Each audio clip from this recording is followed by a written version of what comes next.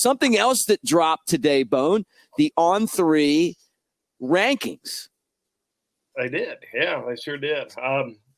It's always interesting when rankings drop, especially the final ranking, because this is it. This is what's going to be in all the preseason magazines and the media guides, for all the different programs across the country. Of course, some will probably, not including, but I think that with Alabama, you should be really excited. I mean, there's 20 of your signees are in the top 300, and that includes 14 who are in the top 100. Just incredible job that Alabama was able to do. Now, there were some guys that dropped, but there were also some guys who moved up in the rankings. And I think anytime the recruiting guys sit down, they start trying to map out who's going to be, in the top 10, who's going to be in the top 50, who's going to be in the top 100, the top 300.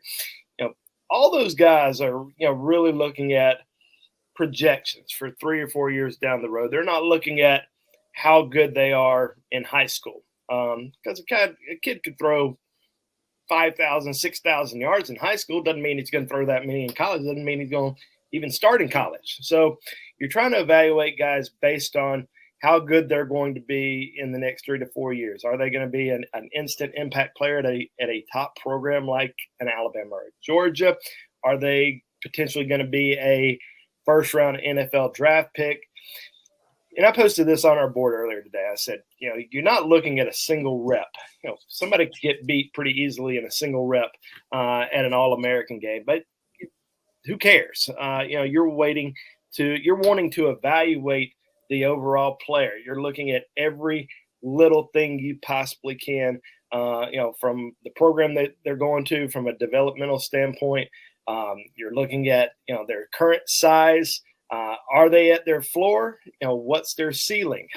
Is there, what's their hand size? What's their length? You're looking at all those different things. How much better are these players going to be in the next 3 to 4 years? But also, are they going to be a first-round draft pick? And where are they going to get drafted in the first round? I've seen all these Alabama fans mad because Caleb Downs is ranked number 8 overall in the country. And no, there may not be 7 players better than Caleb Downs from a high school perspective. There may not be 7 players, going into college next year that are better than Caleb Downs. But we don't often see safeties drafted in the top 5 of the NFL draft. Being the number 8 overall player is an incredible amount of respect that's being shown there from the On3 staff, because even though he might be the best player in the country, I don't know if the top safety coming out of college is ever going to be drafted number 1 overall, or possibly even in the top 5. But they're going to. A lot of those guys are going to be drafted in the top 10 if they're special. And Caleb Downs is a special, special talent. So being number 8 is, incredible for him. And I think that On3 proved that with their ranking with him. Keon, Keeley, huge move today from number 3 to number 2. We thought that there was a chance that he could potentially be that number 1 guy. Especially after I'd heard that Arch Manning was not going to be number 1. And Arch had been number 1 throughout the entire year, but ends up not being number 1. Keon Keeley moves ahead of him. I talked to Charles Power, On3's rankings director, the other day, and he just had so many great things to say about Keon Keeley. Really just from seeing him at the All-American Bowl, doesn't believe he's a raw prospect, believe he has, an incredible array of pass rushing moves, believes that he is a special talent, can come in and make a big contribution early in his career, even though he's a late guy in the spring. He's not going to enroll at Alabama until June. He's still going to have an opportunity to potentially see the field. That's how talented this guy is. Now, we did see James Smith. He remained in the top 10. So Alabama has they have 3 signees in the top 10. Keon Keeley at number 2, Caleb Downs at number 8, and then James Smith right there at number 10. All 3 of those guys finished number 1 at their position, with Downs number 1 safety, Keeley the number 1 edge, James Smith number 1 defensive lineman. Now, we did see 2 new 5-star additions for Alabama. And somebody's calling me right now, and not going to. They heard about these rankings. They got to dig right in. You're telling me Arch Manning's not number 1, Bone? I mean, how did that happen? Yeah, he's a right. Manning. Haven't you seen the Manning cast? Sorry. But you look at the 2 guys that moved up to 5 stars, and now Caden Proctor's been a consensus 5-star, and based on all the averages of all the different ranking sites, but he had not been a 5-star at On3. He had been, I think, somewhere in the top 50, but he wasn't a 5-star. On3 got a chance to finally see him in person, rather than just basing off of his film, basing off of all the offers that he had. They wanted to see him in person and properly evaluate him in person. And finally had an opportunity to do that this past weekend, 2 weekends ago, during the All-American Bowl, and clearly he made a strong impression. Moves up to 5 stars, and bam, right there, the On3 consensus 5-star plus ranking. That means he is a 5-star on every recruiting site. So if you go to On3, you see 5 stars, and then you see that little red plus next to their names. That means they are a 5-star on every single site. So props to Caden Proctor for that accomplishment. And then Yanze Pierre, new 5-star. On3's always been kind of ahead of everyone else. I remember a few years, or last year when we were over at a different site, and I kept telling the guys, Yanze Pierre, he's one of the better recruits in the state of Alabama. I felt like he was a top 5, potentially top 3 overall player, and just never really moved up. And I think a lot of that had to do with he didn't go to any camps. Didn't really get seen by a lot of people. We heard a lot of great things about Yanze at Alabama's camp, but that was the only camp he went to. So he didn't get seen by really anybody else. And Alabama doesn't allow media to attend their camps. So you don't have national and regional and local reporters lining up the sideline, taking notes and evaluating these guys.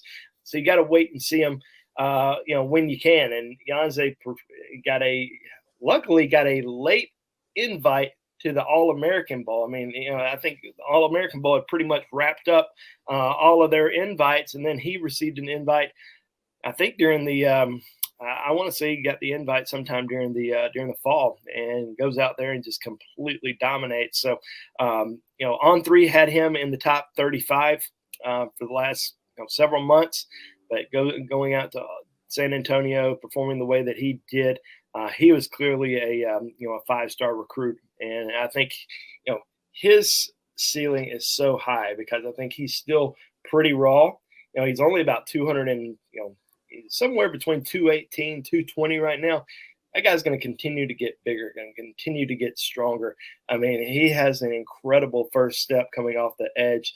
And I think that you look at this linebacker class and how special that, it can really be, here in the future, with Yanze Pierre, with Quay Rousseau, with Keon, Keeley, Justin Jefferson. I mean, just an unbelievable group that Alabama's been able to bring in this class, and he's certainly one of those, one of those top end guys. But overall, there were, like I said, 14 in the top 100, 20 overall. I think the new addition was Bray Hubbard in the top 100. So shout out to Bray. Ocean Springs, Mississippi, won Mr. Football back-to-back years.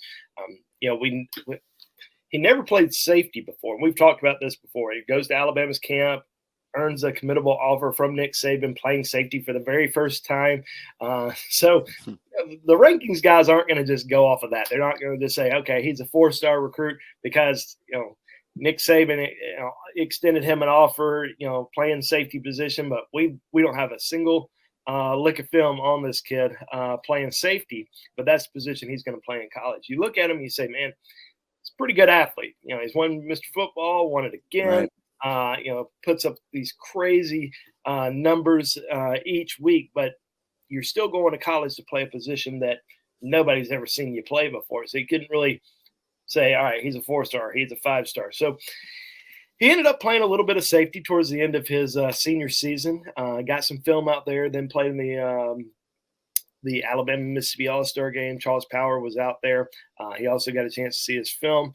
and was really impressed with the little bit of film that he's seen. Now, he wasn't playing safety all year long. He was still the starting quarterback for his high school team, and went far in the playoffs before falling. But I think that the small sample size that Charles Power and the On3 guys were able to see, that was enough. And that they felt, certainly felt like he was a worthy enough to move up into that. Not only just snuck in to the top, 300. He's number 227. So that's right. That's a pretty significant bump there for Bray Hubbard. And we were already hearing there were some guys that enrolled or at least joined the team for bowl practice before the Sugar Bowl, and Bray Hubbard was one of those guys. And we had heard about a couple names that had actually stood out from that freshman group. Are from the 2023 group, because Malik Benson, JUCO guy, he came in and turned some heads. But Bray Hubbard was one of those guys that we had heard about during bowl practice, performing really well. So we'll see what Bray's able to do. I think he's a great athlete, though, and I'm really intrigued just because of how confident Alabama was in his abilities, seeing him for the very first time at camp, giving him a green light to commit. Because a lot of times you go to Alabama's camp, you might get offered. They're still going to, kind of comb through everybody else, make sure there's nobody else out there that might be higher on the board, or, a lot of those offers aren't committable right away. Well, his was. And so that should say a lot. And, like I said, he had a great senior year and already enrolled at Alabama. But that's kind of a look at the overall rankings. I know we kind of talked about that for a day. Hey, what's good, fam? It's Kyle Henderson. Thank you very much for watching this video. Check out our other related content right here on Bama Insider. Be sure and like and subscribe, inching closer to 100,000 subscribers right here on Bama Insider.